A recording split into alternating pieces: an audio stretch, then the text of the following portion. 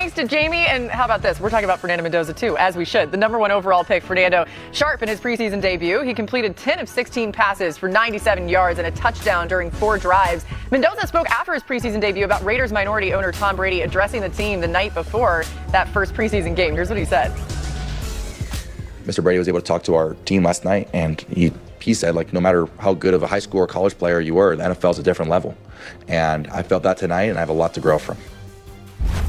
I love how he calls him Mr. Brady. Always probably will. I know. Okay, you've had a chance to dive into the film of Mendoza's first NFL action. I'm really excited to see this. What did you like from him in his Raiders debut? Yeah, they attacked, and Fernando attacked some of the stuff. The main thing he did not do in college, which is that under center stuff. So this is early in that game that he's going to obviously start from under center. This concept, the single receiver is going to run what we call a locked stop route. Ball snapped at the 21-yard line. Locked means he's not reading the coverage, okay? The route is the route. He wants to get to about 16 to 18 yards and split really between the numbers and the hash. That's the location of that route. And when you do that, timing's everything. So underneath the center, he sends that motion. Didn't do this in college. Step number 1, when you get the snap, do you belly the ball? What I mean by belly the ball is you want the ball right onto your belly button, because these linemen, they could swing hands at some point. That's really good. Number 2, when you go with that fake, I need you to not only throw the ball, but then I want you to lean down. You're going to see Fernando show that ball, then lean down, because that's what the handoff is going to look like in real life. So there's that lean. That's perfect. Now, that's locked stop is designated 16 to 18 yards. That means Fernando has to get the ball out right now at the top of his drop. So you can see Fernando, great throwing position. That's well done.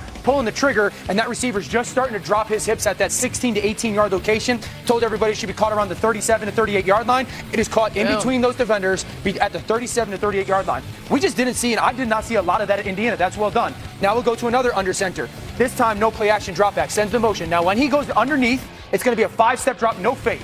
He's going to look up top to be the number 1 receiver or number 1 read in this progression, which is going to be an out route. First thing I love, once again, outstanding throwing position. You can tell he's worked at it. He wants to throw this out route. It's not there. That's the number 1 part of the read. So when he's looking to that number 1 part of the read, he's going to pull this linebacker there. Does he like to throw? No. So when he resets, he's got to see where this linebacker is. He does, realizing because he was looking up top, he's pulling him there, and here comes number 2 of the progression. Remember, I told everybody, that's number 1, it's not there. This is number 2. So this has got to do a really nice job of peeking up top, reset, and that ball's coming out. What's great is that linebacker's driving there at the same time as Fernando's resetting to throw the in route right behind him, and then the ball is on time and on the right place. So those 2 clips, for a young man that really didn't do that stuff in Indiana, and candidly, that was a concern of mine coming out of school, to be shown it that quickly and executing at high level this early on, that's well done. Good on you, by the way, just giving him some props. By the way, how's my belly the ball? You got belly the ball right here. You never know when a guard is going to get hit by defensive tackle, and then you're going to get blamed. They're not going to blame the guard. I normally do. Belly the pad, belly the iPad. Okay, belly the pad. All right, we got a lot of preseason action still. Week 2 of the NFL preseason. Thank you for that demo, Dan. Continues this week. Some that you don't want to miss. Thursday and Friday on NFL Network. The Raiders taking on the Texans Thursday at 8 p.m. Eastern on ESPN. That's our Monday Night Football preseason game. Watch NFL preseason games on NFL Network now. Also streaming on the ESPN app. And we will see you from Houston on ESPN Thursday. Let's get to some quick reads. What stood out to us in week 1 of the preseason? Dan, kick us off. You're talking about Dejon Stribling. Oh, Stribling. He really made an impact on you. I think he's really going to become the go-to wide receiver for the San Francisco 49ers. 1, seems really smart with the different ways that they're aligning him. 2, his ability to be strong when the ball is in the air. I've said this a little bit. There's a lot of Puka Nacua element in there, where when the ball was there, he would just go attack the football. I think Stribling's going to sniff 80 catches, 1,000 yards in San Francisco. Wow, they need that, right? I was really impressed by Drew Aller. 3 touchdowns, a passer rating of 154.8. Saw some of his mobility on display too, right? I realized, okay, it was against the Packers' 3rd-team defense, but he was accurate. You could immediately see improved footwork even from his time in college. The athleticism was on display at times too. I enjoyed watching him. Going to be interesting to see how they use him going forward, Mina.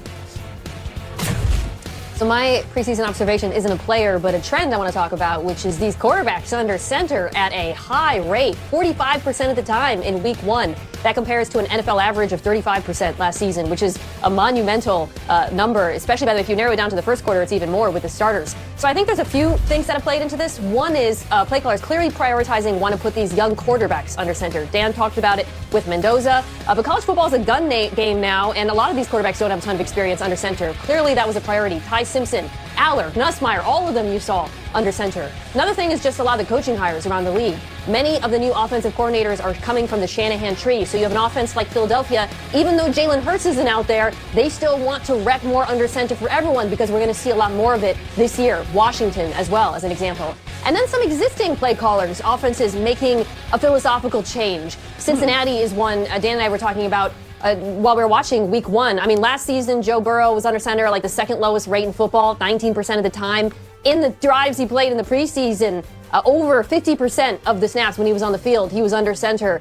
So clearly, Cincinnati is trying to rep this in live action because they plan on changing their ways during the regular season. And I think this is only the beginning of something I expect we're going to continue seeing all preseason long. Yeah, preseason and then into the regular season, right? To Nina's point. Dan, you like this trend we're starting to see here? I feel like this is for you. Trend like 4 years ago. Oh my goodness. Taking some teams because of their style of play, time to catch on. I think we've talked about this for a couple seasons now of the whys, and I think we're starting to see more teams and organizations make it a little bit more of a focal point. And I think even more so, 2 reasons why are, one, if defenses are really going to live in this, we're going to force you to be efficient shell of a defense. I think the only way you can be explosive on offense is play action pass. That's the only way.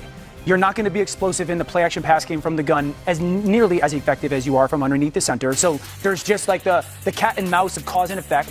And I think there was an era, probably about 10 years ago, when I think teams and organizations became a little bit overly comfortable with exposing their quarterbacks to all these different kinds of hits. The mobile quarterback became a much bigger part of the NFL, and it was quarterback run, and it's, well, what about protecting them? It's like, we're taking hits. I think the NFL is going back to being like, no. We don't want our quarterbacks touched at all anymore, and unless we have to in some situational football. And I think the more that you put the guy underneath center, the more you could bring people into the protection that might be able to be full-time or even help early on to get the play started. And I think that's going to be a staple for the NFL this year. Burrow's a really interesting case study, what you just described, right? Because they were under center a lot his rookie season. He got killed. It almost felt like he wanted to be in the gun for a litany of reasons, one of which was he felt, I can get this ball out quick, I can read out the defense, get it in the hands of my playmakers. And it was incredibly, it's still effective, but it's no longer explosive, to your point. Exactly. I mean, last season when Burrow came back, this offense was 20th in explosive play rate. The season before, they were like 27th. They were incredibly efficient, but to Dan, to your point, they weren't able to access that under center play action game that teams use to get to their explosives. And this feels like Cincinnati saying, all right, we need to make this work. And I think what's interesting is, right, Joe Burrow took a sack, right? It was just a 2-man concept, under center play action. They ran a great stunt, whatever. There might be some growing pains. And I think for Cincinnati, Dan, what I'm interested in seeing is, will you stick with this? Because we've seen them kind of flirt with it at times and then just go back to that gun game because they know it works. Under center, it's not just they have to sequence the run and the pass together, and it has to be an entire philosophy as an offense. It can't just be something they sprinkle in. I agree, and it's also that tight end and tackle need reps together of how they're verbally and not verbally going to handle a individual rusher or a stunt rusher, and the protection rules change on the fly depending on if a defense brings a blitz. I think defenses are going to blitz more this year because if offenses are going to chase explosive and efficient, we're going to try to, as a defense, create TFLs would at least be my philosophy. So everybody needs those reps. I also think, MK, because of some of the infusion of the Vic Fangio style coverages where it's so match oriented, that's taken away some of the spread out RPO, quick throw efficiency, and also some of the yards after the catch stuff. And so this is this constant evolution of the game, but also cyclical element of the game. I agree. I'll be interested to see if some of the teams, Buffalo does it, Patrick Mahomes and the Chiefs do it. Will they be disciplined enough to kind of do what's best for their offense, not just what's best for the quarterback? I mean, it's fascinating. Only Patrick Mahomes and Josh Allen have actually attempted more throws in shotgun than Burrow since 2021. I wonder, too, Burrow has a lot of ownership of this whole thing. I wonder if he's patient enough to stick with it if it's not exactly what he wants it to be. All right, still to come, George Kittle trying to complete his comeback from a torn Achilles. The star tight end shared an update that had 49ers fans jumping. Fernando Mendoza's preseason debut was a very positive first step, especially considering how different the NFL environment is from what he experienced in college. His numbers were solid, but the most encouraging part was how comfortable he looked, executing concepts that required him to work from under center. That suggests he is already adapting to what the Raiders will ask from him. His footwork, timing, and ability to move through his reads were also impressive. Mendoza showed that he could recognize when his first option was unavailable, reset, and quickly find the next receiver. For a young quarterback, that kind of progression is extremely important because NFL defenses will constantly force him away from his initial read. The larger conversation about under-center quarterbacks may be one of the biggest takeaways from the preseason. More teams appear interested in using formations that create stronger play-action opportunities and give offenses more ways to attack defenses. After years of quarterbacks operating primarily from the shotgun, this could represent another important evolution in offensive football. Cincinnati's approach with Joe Burrow is a particularly good example of why this change makes sense. Burrow has been extremely effective from the shotgun, but the Bengals have struggled to generate enough explosive plays. Adding more under-center concepts could give them access to deeper play-action opportunities, although it will require everyone on the offense to become comfortable with the new system. There are also risks involved with this adjustment. Under-center football requires strong coordination between the quarterback and the offensive line, especially when defenses use blitzes and complicated fronts. If Cincinnati or other teams want to make this a major part of their identity, they cannot simply use it occasionally. The running game, protections, and passing concepts all need to work together.